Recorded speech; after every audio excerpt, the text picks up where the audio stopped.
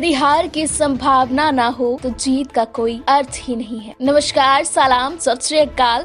मैं हूँ शालिका ठाकुर लेकर हाजिर आप सबके लिए हमारा ये खास कार्यक्रम जिसका नाम है क्या चल रहा है भारत। तो भारत में क्या कुछ चलता है वो हर रोज मैं आपके साथ शेयर करती हूँ। टॉप 7 न्यूज आपको बताती हूँ। इसके पहले आपको हिस्ट्री बताई जाती है और अंत में आपको बताया जाता है आज का ज्ञान और आपसे पूछा जाता है एक सवाल जिसका आप देते हैं जवाब, और जो भी सबसे पहले जवाब देता है उसका नाम हम कार्यक्रम में अनाउंस करते हैं। तो दोस्तों, कार्यक्रम से संबंधित कोई भी अगर आपकी प्रतिक्रिया हो, आप किसी तरह का कोई बदलाव चाहते हो तो आप जो है वो हमें कमेंट करके बताइए, और जो भी आप बदलाव बताएंगे पूरी कोशिश की जाएगी कि हम उन पर खरे उतरें और वो बदलाव किए जाएंगे, क्योंकि कार्यक्रम आपका है और आपके लिए है। बात करेंगे आज की हिस्ट्री की, क्या कुछ खास घटनाएं आज की हिस्ट्री में घटी थी। 1926 में भूपेन हाजरिका का जन्म हुआ था। 1933 में 20 भाषाओं में 12,000 से ज्यादा गाने गा चुकी आशा भोंसले का जन्म आज के दिन हुआ था।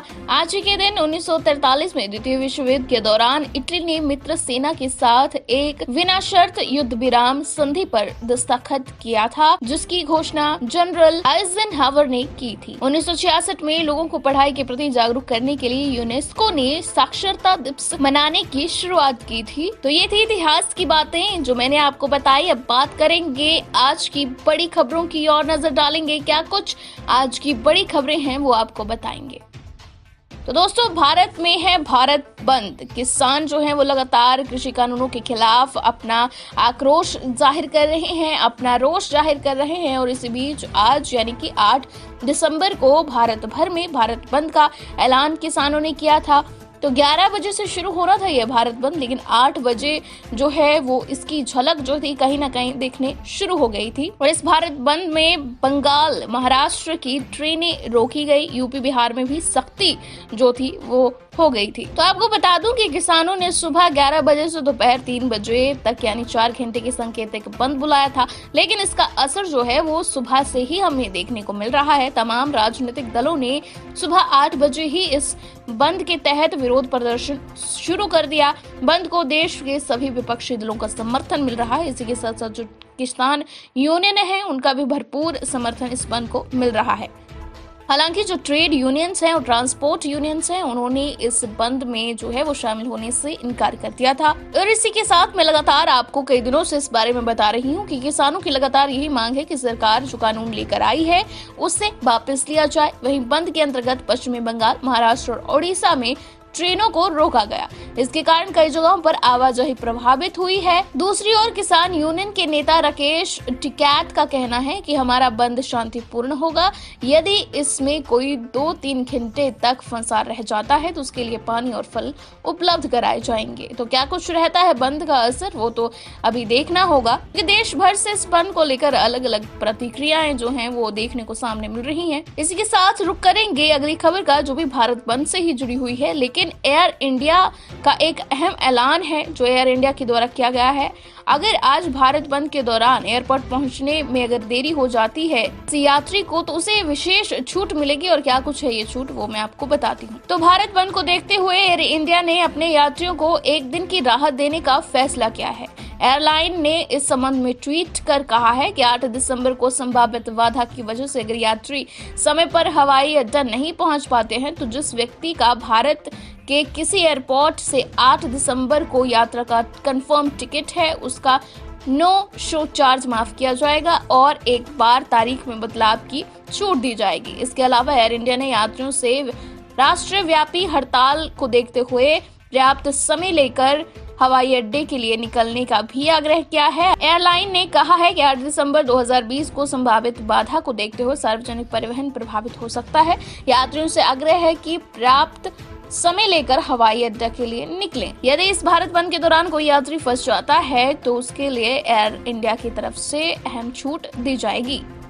वहीं रुक करेंगे अगली खबर के, और अगली खबर जो है काफी पॉजिटिव और काफी अच्छी खबर है। ऐसी खबरें बहुत कम सुनने और देखने को मिलती हैं। तो तमिलनाडु में जो बच्चे कभी ट्रेन का सफर नहीं कर पाए उनके लिए स्कूल में बनी रेलगाड़ी।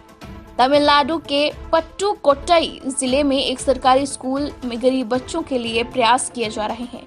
यहाँ सरकारी स्कूल में ट्रेन के डिब्बों के रूप में स्कूल के बरामदे में एक ट्रेन बनाई गई है। स्कूल के एक शिक्षक का कहना है, यहाँ छात्र पिछड़े परिवारों से आते हैं और ट्रेनों में यात्रा नहीं कर पाते हैं। हमने उन्हें आकर्षित करने के लिए ये प्रयास किए हैं। उन्होंने कहा कि छात्र जब दोबारा स्कूल आएंगे तो उन्हें ट्रेन का अच्छा अनुभव हम करा सकेंगे और वे इससे जुड़ी जानकारी हासिल करने में भी कामयाब होंगे। तो स्कूल प्रबंधन की तरफ से बहुत ही अच्छा कदम ये उन बच्चों के लिए उठाया गया जो कभी ट्रेन में सफर नहीं कर पाए, अपनी गरीबी के चलते जो कभी ट्रेन के सफर को अनुभव नहीं कर पाए। इसी के साथ दोस्तों अब रुक करेंगे हम अगली खबर की और अगली खबर जो है वो हिमाचल प्रदेश से संबंधित है। तो हिमाचल में फीस पर घमासान के बीच शिक्षा निदेशालय ने तलब किए निजी स्कूलों के प्रिंसिपल। निजी स्कूलों की मनमानी फीस वसूली को रोकने के लिए आखिरकार हिमाचल सरकार तैयार हो गई है। उच्च शिक्षा निदेशालय में दोपहर 2:30 बजे राजधानी शिमला में स्थित निजी स्कूलों के प्रिंसिपलों, हेडमास्टरों और अध्यक्षों को बुलाया गया है। बैठक में लॉकडाउन के दौरान फीस वसूली के लिए लेकर जो भी स्थिति बनी है उसे स्पष्ट करने की संभावना है। उच्च शिक्षा निदेशक डॉक्टर अमरजीत कुमार शर्मा ने बताया है कि स्कूल फीस मामले को लेकर सरकार पूरी तरह से गंभीर है। मंगलवार यानी कि आज शिमला के निजी स्कूलों के प्रिंसिपलों की बैठक की जाएगी और इस बैठक में जो है वो फीस संबंधी जो भी स्थिति है उसे स्पष्ट किया जाएगा। प्रदेश में कोरोना संकट के चलते लॉकडाउन के कारण मार्च से हिमाचल के स्कूल बंद हैं और इसी बीच निजी स्कूल जो है वो मनमानी फीस जो है वो वसूलने की कोशिश कर रहे हैं और ट्यूशन फीस के अलावा जो है वो निजी स्कूलों को कोई भी तरह की फीस लेने के निर्देश नहीं है। लेकिन इसके बावजूद भी ऐसे मामले सामने आ रहे हैं जहां पर अभिभावकों से ट्रांसपोर्ट फीस और एनुअल फीस मांगी जा रही है।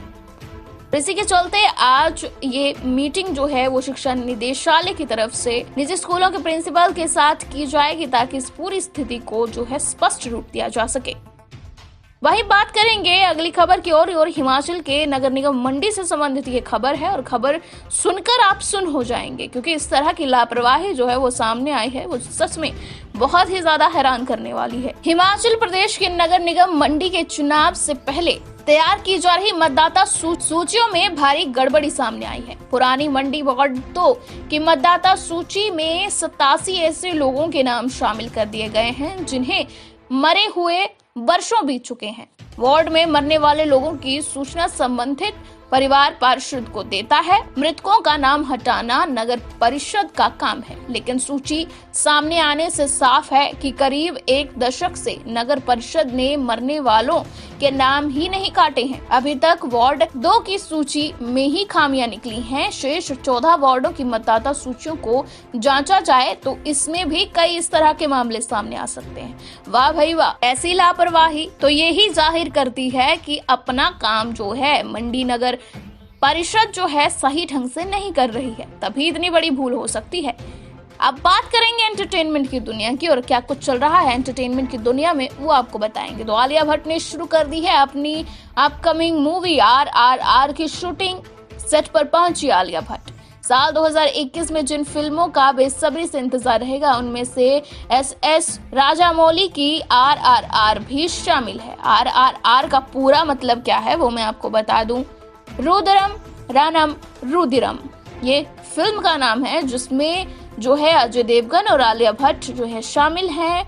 आलिया फिल्म के सेट पर पहुंच गई जहां पर उन्होंने सोशल मीडिया पर अपनी फोटोज जो हैं वो शेयर की हैं।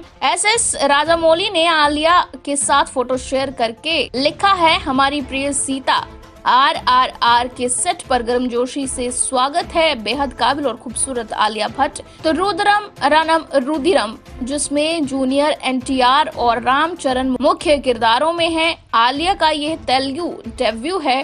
मूल रूप से तेलुगु में बन रही RRR एक पीरियड फिल्म है जो हिंदी समेत दूसरी भाषाओं में रिलीज की जाएगी।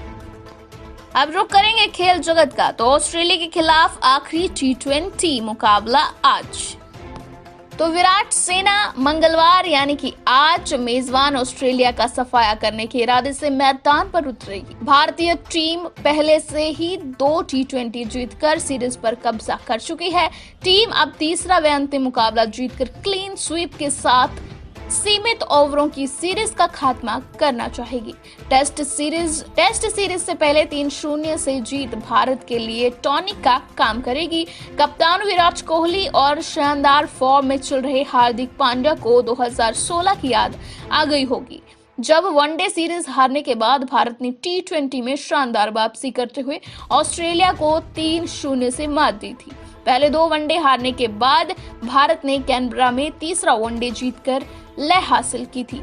तो आज देखना रोमांचक होगा कि क्या भारत आज क्लीन स्वीप करेगा या फिर ऑस्ट्रेलिया आज का मैच जीतेगी। तो क्या कुछ रहेगा मैच का हाल, वो तो मैच के नतीजे आने पर ही पता चलेगा। इसी के साथ बताती हूँ आज आपको आज का ज्ञान। तो आज के ज्ञान में मैं आपको बताऊंगी कि भारत की अंतिम सड़क कहाँ है। धनुषकोडी भारत की अंतिम सड़क है जो कि रामेश्वरम में स्थित है। इसी के साथ कल आपसे पूछा गया था एक सवाल कि 3 इडियट्स जो फिल्म है वो किस भारतीय साइंटिस्ट पर आधारित है, जिसका सही उत्तर था सोनम वांगचुक। और ये सही जवाब दिया है हमें हमारे लिसनर अक्षय शर्मा ने।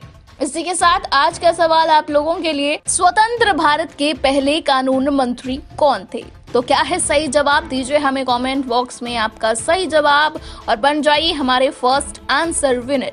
इसी के साथ दोस्तों मेरा समय यहीं पर होता है समाप्त। तो जुड़े रहिए हमारे साथ और सुनते रहिए हमारा ये खास कार्यक्रम जो हम आप जैसे खास श्रोताओं के लिए लेकर आते हैं। So keep listening. क्या चल रहा है भारत।